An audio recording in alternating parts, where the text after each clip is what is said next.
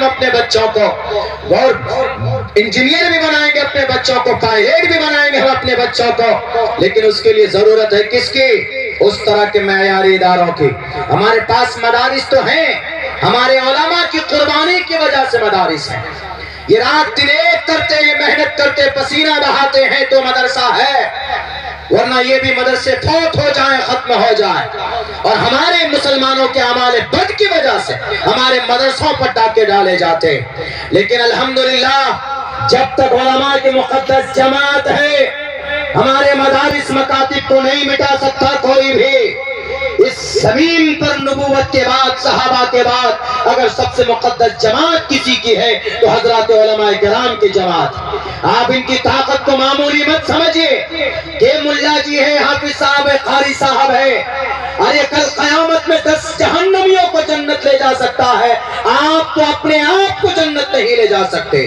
لیکن ان سے کہا جائے گا کہ پڑھو قرآن، اقرا وارتقی، قرآن پڑھ اور جنت کے درجات پہ چڑھتا چلا جا۔ ان کے ماں باپ کو روشن تاج پہنایا جائے گا۔ ایسی کوئی بات نہیں ہے آج کے زمانے میں کہ نہیں مولانا ہم اپنے بچوں کو حافظ قرآن بنائیں گے، یہ مدرسہ قائم کرے گا، مدرسہ بنائے گا۔ پہلے زمانے میں مدارس کے اندر بھی بڑے بڑے ویگیانک پیدا ہوتے تھے۔ اگر آپ کو یقین نہ آتا ہو، آج جس کو علم کیمسٹری بولتے ہیں، اس علم کیمسٹری کا پرانا نام علم کیمیا، جس کو وجود میں لانے والے کا نام جابر ابن حیان ہے، جو مدرسے کا پروڈکٹ تھا۔ آج اگر ڈاکٹروں کا امام کسی کو مانا جاتا ہے، چیچک جیسی مہلک بیماری کی کھوج کرنے والا، کیٹانوں کی کھوج کرنے والا، کاربن آکسیڈیشن جیسی کیمیکل کو کھوج کرنے والا ڈاکٹروں کا امام اگر دنیا نے کسی کو مانا ہے تو اس شخص کا نام ابو بکر محمد بن زکریا رازی، جو مدرسے کا پڑھا لکھا تھا۔ آج بھی چلے جائیے یورپ کے اندر، یہ لندن میں، کیمبرج میں، آکسفورڈ میں، ان سب یونیورسٹی میں ایم ڈی ڈاکٹر کے لیے کتاب پڑھائی جاتی ہے القانون۔ اس القانون کتاب میں 10 لاکھ الفاظ ہیں، قرآن میں 3 لاکھ الفاظ ہیں، تقریباً 3,22,000۔ اس کتاب میں 10 لاکھ الفاظ، یعنی قرآن سے 3 گنا زیادہ موٹی کتاب ہے۔ اس کتاب کو پڑھ کر ڈاکٹر ایم ڈی ڈاکٹر بنتا ہے۔ انگریز اس کتاب کو چاٹتا ہے، انگریز اس کتاب کے بغیر ایم ڈی ڈاکٹر نہیں بنا سکتا۔ اس کتاب کا مصنف دیکھو کون ہے، اس کتاب کا مصنف کا نام شیخ حسین ابن علی سینا، جو 11 سال کی عمر میں حافظ قرآن بن گئے تھے۔ آج جو ہم یہ کیمرہ دیکھتے ہیں، آج جو ہم چشمہ یوز کر سکتے ہیں، آج جو ہم موبائل کا لینس دیکھتے ہیں، اس موبائل کے لینس کو بنانے والے مجاہد کا نام ابن حیثم ہے، جو مدرسے کا پڑھا لکھا تھا۔ اور 500 دوائیوں کی کھوج کرنے والا شیخ جنید بغدادی، کتاب الادویہ کے نام سے ان کی کتاب موجود ہے، یہ مدرسہ کے پروڈکٹ تھے۔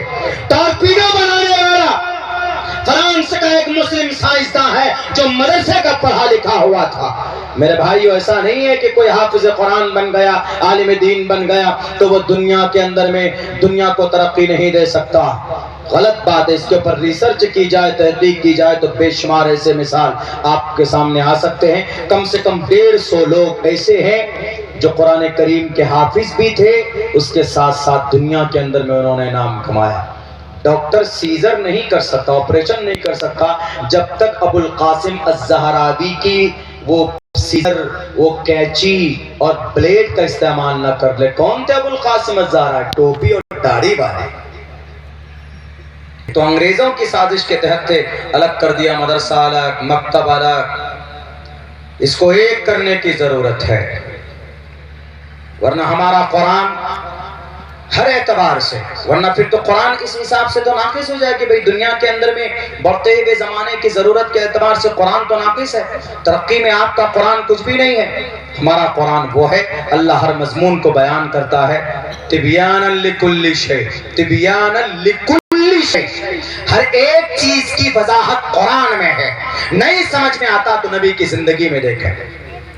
ایک آدمی کہتا ہے کہ مولانا عبداللہ صاحب، آج جو ہمارے ملک ہندوستان کے اندر 1 منٹ میں 45 ریپ ہوتا ہے، زنا کے واردات ہوتے بچوں کے، کیسے کنٹرول کیا جائے؟ This is very simple۔ اللہ کے نبی علیہ السلام کی زندگی کے اندر اس کا فارمولہ موجود ہے، قرآن میں آدیش موجود ہے۔ زنا کو کیسے روک سکتے بتائیے؟ کیسے روک سکتے زنا کو؟ دنیا کی کسی بھی گرنتھ کے پاس اس کا علاج نہیں ہے، قرآن کریم کے پاس اس کا علاج ہے۔ زنا کے واردات 75% زنا شراب کی کثرت کی وجہ سے زنا کے واردات ہوتے ہیں۔ جو لوگ شراب پیتے ہیں نا ہمارے نوجوان، نشہ کرتے، بنا نشہ کے ان کو چین نہیں آتا، میرے نوجوانوں بہت گندی چیز۔ اللہ کے نبی نے اس لیے فرمایا وَلَا تَشْرِبِ الْخَمْرَ فَإِنَّهَا مِفْتَاحُ كُلِّ شَرٍّ،